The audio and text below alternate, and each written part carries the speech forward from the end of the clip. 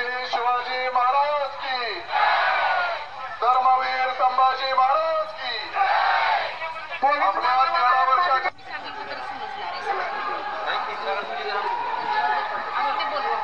वाटते ते बोलत नाही। माझ्याही मुलीला 1.5 वर्ष झालं नाही तर या दुसऱ्या मुलीचं हे केलेलं आहे, त्याला शिक्षा फाशीचीच व्हावी ही अपेक्षा आहे। माझी लहान पोरगी होती तेव्हा तिच्यावर अत्याचार केलेला आहे, मी केस मागे घेतली नाही म्हणून त्याने हे केलेलं आहे सगळं, त्याला फाशीची शिक्षा व्हावी हीच आशा आहे माझ्याकडनं। आणि शासनाला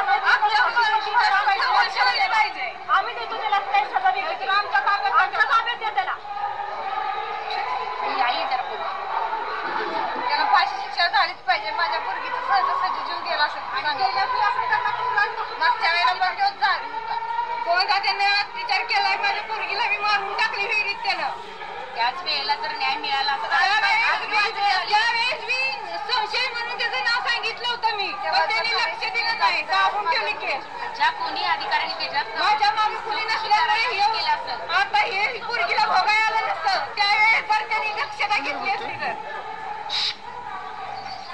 राहुल बबन यादव हा व्यक्ती आमच्या लांबून जवळच आहे, आमच्या वाड्यात माझ्या घरा शेजार आहे तो। तर पहिल्यांदा एक आमची बहीण छोटी, तिला लहानपणी एक 7-8 वर्षाची होती, 8-9 वर्षाची होती, 9 वर्षाची होती, तिच्या वाईट प्रसंग करून ती आढळण्यात आली। नंतर प्रोसिजर झाली, पोलीस स्टेशनला वगैरे बोलवणं केलं, येणं झालं, सगळं थांबवलं, त्याला कोण जामीन भेटला, जामीन भेटून सुटून आला। परत नंतर एक 5-6 महिने, 6 महिने, वर्ष, 2 वर्ष, 3 वर्ष गेले, नंतर त्याने गावात आल्यानंतर थोडासा विसर पडून त्या मुलीचा अपघात करून विहिरीत टाकली। विहिरीत टाकल्यानंतर तिचा पंचनामा बॉडी बिडी, आता ही तिची आई आहे, तिला वडील वारलेत, तिचा भाऊ छोटा आहे, तिची 18 वर्षे पूर्ण नसल्यामुळे त्याची MC घेतली नव्हती, त्यामुळे तिचा मी भाऊ झालो, त्यामुळे ते म्हणले तुम्ही कोण, त्यांनी म्हणले भाऊ आहे, मी MC दाखल केली माझ्या नावावर, त्यामुळे त्यांनी माझ्या डोक धरून माझ्या पुरीची आत्महत्या केलेली आहे, हत्या केलेली आहे।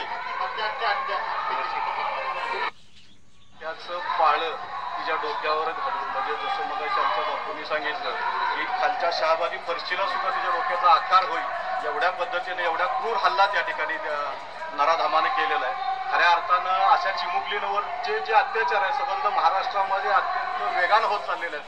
प्रशासन काय करते, प्रशासन झोपा काढते का मला हा प्रश्न पडतोय।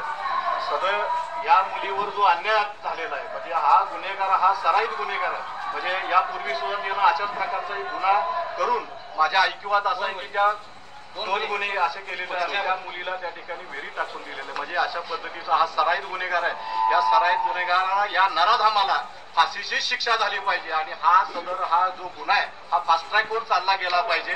आणि या महाराष्ट्र शासनाला मी नम्रतेची विनंती करतो, सकल मराठा समाज बंधू आणि सर्व जाती धर्मियांच्या वतीनं मी विनंती करतो की या मुलीला न्याय तर मिळालाच पाहिजे। आणि या मुलीच्या जाण्यामुळे हे कुटुंब अत्यंत दुःखी झालेलं आहे आणि हे अत्यंत म्हणजे कष्ट करून खाणारं कुटुंब आहे, यांच्याकडे असलेली जमीन सुद्धा या ठिकाणी नसल्याचं आहे।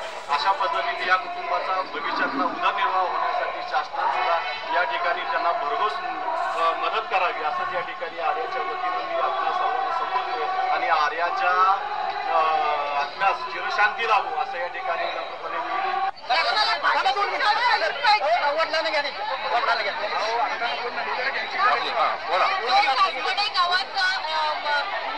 निंदनीय आणि घाणेरडा प्रकार जो घडलेला आहे, माझ्या माता भगिनी सुरक्षित आहेत का नाही, आज गावाकडे असताना सुद्धा आपण प्रत्येकाला सांगत असतो की माझ्या घराकडे लक्ष दे आणि आपण सारखं नातं असतं व काका काकी असं सगळं आपलं नातं एक हे केलेलं असतंय, पण त्या नात्याला सुद्धा लाजीरवाणी गोष्ट घडलेली आहे।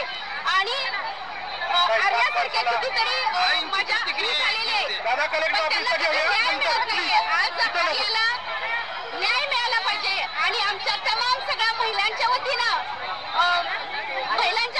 आर्याला ज्या नराधामानं जे काही झालेलं आहे त्याला फाशीची शिक्षा दिली पाहिजे।